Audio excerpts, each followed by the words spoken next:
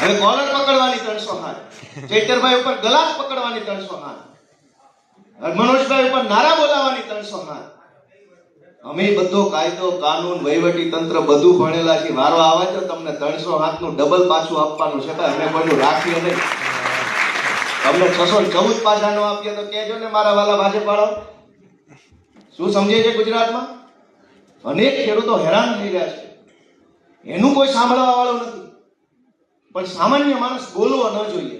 દોસ્તો, મારી છેલ્લી વિનંતી તમને કરું છું કે રાજકોટમાં આપણે બેઠા છીએ.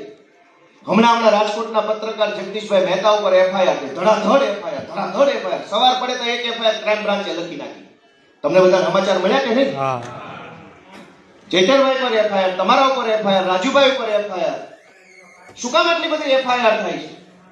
ગુજરાતમાં 30 વર્ષથી ભાજપે ડર અને દંડાનું શાસન ચલાવ્યું કે તકલીફ તમને ગમે તેટલી પડે, બોલતા નહીં,